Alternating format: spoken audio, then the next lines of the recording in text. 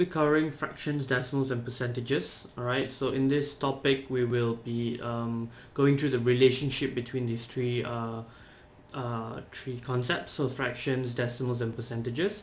And then we'll be running through a few different types of fractions and also how to solve certain problems. Alright, now the first thing we need to know in fractions are what are equivalent fractions. Okay, now fractions are a representation of numbers that are smaller than 1 usually. Alright, the normal fractions smaller than 1. So equivalent fraction means fractions that are equal to each other. So in this case, right, we have, I'm going to write it down, we have 3 over 5, alright, it equals to 6 over 10. Right, they represent the same amount of number that they want to tell us, but they are in different forms because they are in different denominators or different amount of groups. Okay, one way to showcase that they're the same is basically to multiply or divide both the numerator and the denominator. So for example, we have 3 here. Okay, 3 does not equal to 6, but there's one way we can do this. Okay, by multiplying by 2. So we have multiplied by 2, which will give us 6. Okay, now when you multiply or divide the numerator, you also have to multiply and divide the denominator with the same amount. Okay, so here we have times 2 and we have times 2 here, which will give us 10. 5 times 2 is 10, 3 times 2 is 6. Okay, so this is why they're equal, because if you multiply or divide the numbers, they will give you the same amount of fraction. So 3 over 5 here is to be said to be the simplified fraction. Okay, by that I mean it is the smallest it can go. It is simplified. 3 over 5 is the smallest. 6 over 10 can be converted to 3 over 5. Now if you look on the flip side here, we have 12 over 15, which will equals to, sorry, let me write that in black so it's easier to see. I have black here. 12 over 15, which equals to 4 over 5. Alright, again the same thing applies. So let's just look at the bottom, 15 to 5. So to get 5 from 15, we have to divide by 3, right, which will give us 5. So if I divide 3 at the bottom, I have to divide 3 on top as well, which would give us 4. Okay, so you can see that 12 over 5 does equal to 4 over 5. It just has to be simplified or multiplied or divided by a certain number to get this. Again, in this example, 4 over 5 is the smallest you can go. You can't go beyond that. So this is also the simplified number. Okay, the smallest.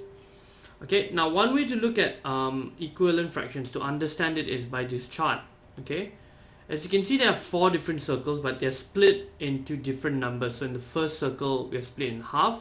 We have 1, 2. So we have 2. That's why the denominator is 2. Here we have 1, 2, 3, 4. So that's why the denominator is 4.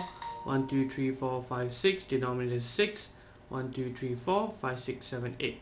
Okay, denominator is 8. It's telling us how many fractions or how many segments are there in this fraction. Okay, now the shaded area here is represented by the number on top. So we have one shaded area here, so we have 1. Okay, but we have 2 shaded area because there's 2 segments. You can see there's 1 and 2 segments. So these are the shaded areas, so we have 2 and so on and so forth. But however, if you compare them by the exact same circle, alright, you can see that the same area or same area is what it's shaded. So you can see here in 1 over 2, this area is shaded. Even though this is 2 segments over here, it is the same area that is shaded. Okay, so they mean the same thing. They're equal. That's why you have 1 over 2 equals to 2 over 4, 3 over 6, 4 over 8. So you can just simplify this down. It's the same. So let's say 4 over 8. To make this 1 over 2, 8 divided by 4, you can get 2. And 4 divided by 4, you will get 1. So it is equivalent. Alright, so in here we have something called improper fractions and mixed numbers. Alright, this first segment here is improper fraction. So this is improper. Okay, now what it means improper is that the fraction will look like this. Okay, in which the numerator is the larger number than the denominator. So in normal fractions or in proper fractions, the top number, which is the numerator, is usually smaller or equal, right? Smaller. So in this case, when it's improper, the top number here, you can see is 17/5. This is larger than the denominator. So this is what you call an improper fraction. Okay. Now you also have mixed numbers. So mixed numbers, you will denote it as, you see there's a 2 1/8. So we write a big 2 and then 1/8. Okay, so mixed numbers is basically a proper fraction here. You see 1/8 with this big number at the side. Now the relation here, there's a relation where you can convert between them. There's a way to do it, but before we go into that, I want to explain these mixed numbers.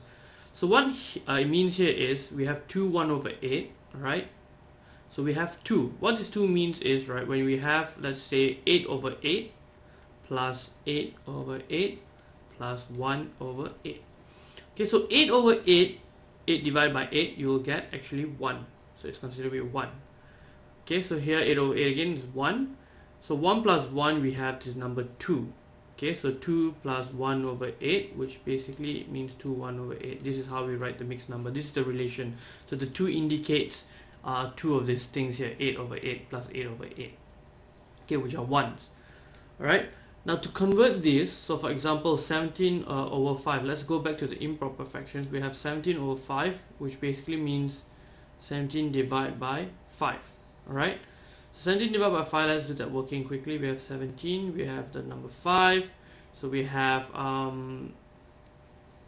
3 to get 15, right? So we have 15 here, and we minus this 0 0. 7 minus 5 is 2.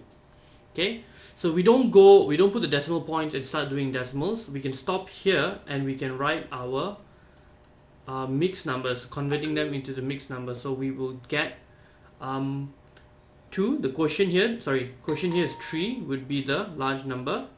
Okay, here the remainder 2 will be the numerator, and the divisor 5 is the denominator. And this is how you convert your improper fractions to mixed numbers. You simply just divide them and write them as I've said here. Okay, so I'm just going to quickly label this so it's easier for you to see. Right, the quotient is the large number, the remainder is the numerator, and you can see, okay, this is easy, the divisor is the denominator. Now, if you want to convert mixed numbers to improper fractions, alright, there is a method. It's a very simple method. So I'm going to use the same 2 1/8. Right, I'm going to write it in blue. Right, 2 1/8. Alright, so what you do here is you have, actually let me rewrite that so it's easier to see. 2 1/8. Okay, so what we have here is we take the denominator, we multiply by the large number beside it, and then the result we will add with the numerator. So in this example we have 8 times 2, which will give us 16, and then 16 plus 1, which would give us 17. So your answer here is, let me get a different color. Okay, so 8 times 2 is 16, 16 plus 1 is 17, so your answer here is 17/8. And that's how you get the improper fractions. Now let's give this a check. Okay, let's quickly give this a check whether it's the same. Alright, so we have 17 divided by 8.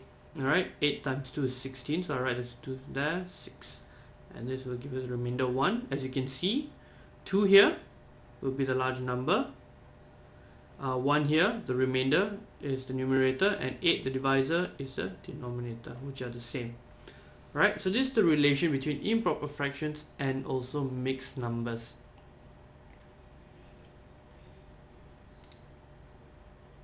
Okay, so now we're going to go into fractions, converting them into decimals. Alright, so usually you'll convert this one. So later we can discuss on a larger number. Okay, now let's go through this quickly.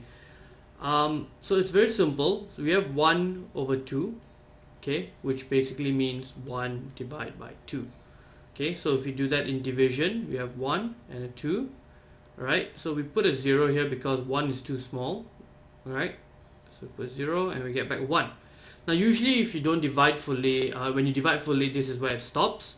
But for decimal, to convert them to decimals, what we do is we add a decimal point after the number, the large number here. So we have 1 with no numbers after, so we put a decimal point here. And at the same point on the quotient, we'll put a decimal point there. Alright, then we'll add a 0 after it, which will go down and be a 0 here. Okay, now we continue with the division. Okay, we continue as normal. So we have a 10. So 2 times 5 will give us a 10. So we put a 10. And we've completely divided it. So now the answer, now the answer here, you can see, is 0.5. Okay, so your answer is 0.5. That is 1 over 2 in decimal, which will give you 0.5. Okay, now similarly, let's do that for the next one. We have 2 and a 5. Okay, so 2 is too small, so we put a 0 and we get 2 again. Then we have to add a decimal point. Okay, then a 0 pops out and the 0 goes down, which will give us a 20, and we divide as normal. 5 times 4 would give us 20, so we can put the 20 there and 0. So your answer here is 0.4. So 2 over 5 in decimal is 0.4. Okay, now another thing is, one other way you can do this is if you've multiplied with tens or hundreds, it's an easier way of doing this, but usually this only works for tens or hundreds. So for example, we have 1 over 10, which basically means, which basically means 1 divided by 10, right? So if you've watched the previous videos, or if you already know, 1 divided by 10, one easy way to do this is that after the 1, there's always a decimal point, right? So there's a decimal point, and since it's divide, you can easily just move the decimal point to the left. Divide means moving it to the left. See how many zeros? We have 1 0 here, so we move it to the left, and the decimal point is here. So before the decimal point, there must be a 0. So your answer here is 0.1. Now I could also do this by doing the division method. So I have 1 and a 10. It will show the same thing. So 1, decimal point, 0, 0 comes down, and 1. See, it's exactly the same.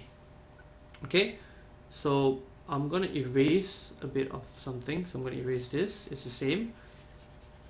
Now if I were to give a random example, for let's just say I have 25 over 1000.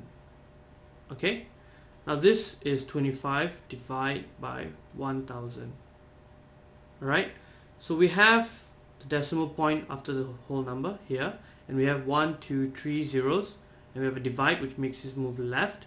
So we move this decimal point 1, 2 and 3, decimal point here. So you have a 0 here and add a 0 at the back. So your answer will be 0.025. Alright, this method works when it's like 10, hundreds and thousands, because you can count the zeros, but if there are any other number, you have to divide as normal. Alright,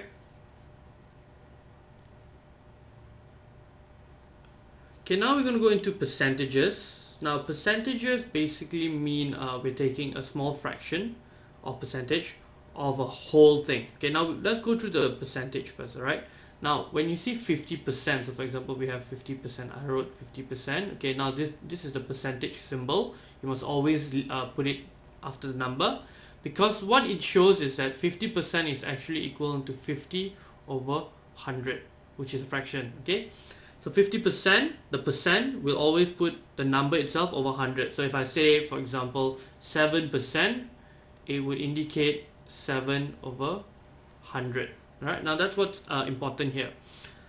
Alright, so 50 over 100 is telling us in fraction, which earlier we discussed on equivalent fractions, which could also mean we could simplify this. So 50 divided by 50, for example, will give us 1, right? And 100 divided by 50, must be divided by same, will give us 2.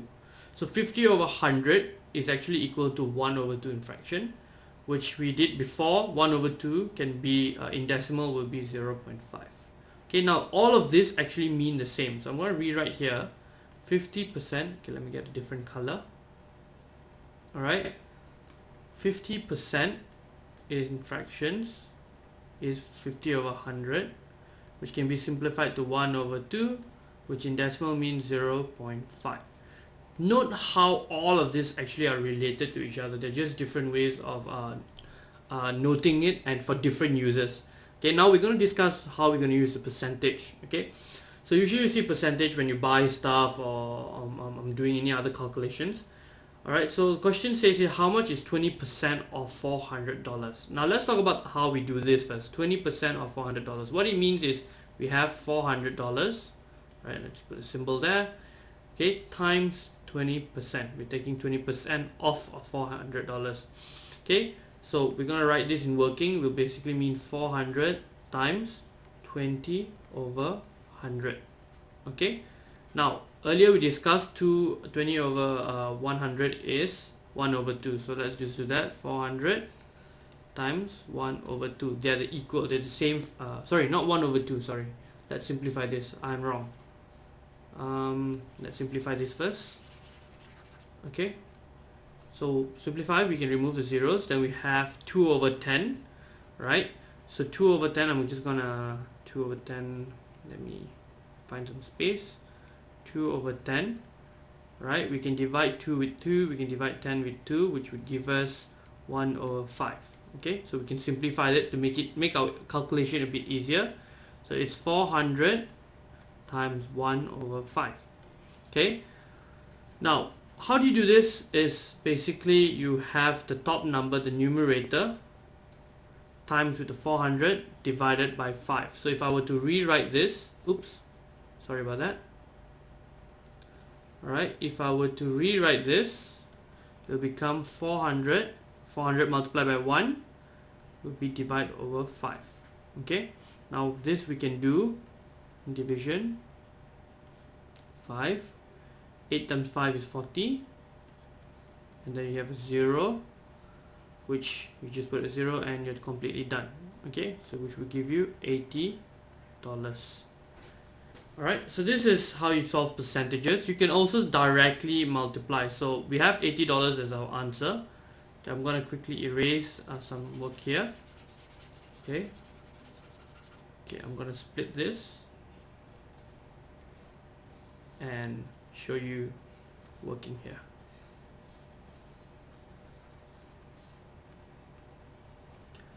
Alright, you can also do it directly. So 400 times 20 will give you 8,000 over 100.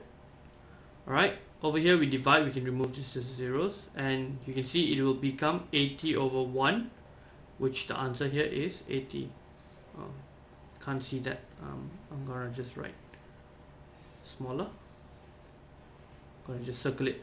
Okay, you get 80 over 1, which basically means 80 as your answer. Right, so these are the two methods, because you won't always get 20 over 100%. You get some different numbers, so you might want to simplify it to make it easier to calculate. Alright, now I'm going to erase this segment here and explain to you. Now let's say we have a circle, right? We have a circle here, right? Right, now this circle basically represents $400. Alright, this circle represents $400, and we want to have 20% of $400. Now in this fraction here, you can see 20 over 100 is actually 1 over 5. Alright, I'll show you here. 20 over 100, when you simplify, is 1 over 5. Okay, so that means we have 5 segments basically. So I'm going to quickly draw that. We have, let's say how to draw this. 5 equal sides. So let's do that quickly. We have 1, 1, 2, 3, and 4, 5. Okay, let's just say they're equal. Alright, so you can see I'm going to just draw the line. Alright, there are 5 equal sides. Okay, right, the circle represents 400, the whole thing, and I've split this into 5 equal sides because this fraction shows 1 over 5, and I'm going to highlight one segment of this, okay, because the numerator is 1. So you can see that I want only this portion of 400, right? So this portion over 400, so it's 1 over 5, which also equals to 20%, which now we know this portion here is $80. So we know one portion is 80. So then we have 5 portions, so 80 plus 80 plus 80 plus 80 plus 80, you will get 400 as the whole. So this is one way to look at, to understand what are percentages and fractions. Okay, so now if I were to ask you, for example, what is 3 over 5 of this, what is, let's say 60% of the 400, we know that 60 is 3 of this, 20%, 20%, 20%, so it will basically mean 80 times 3.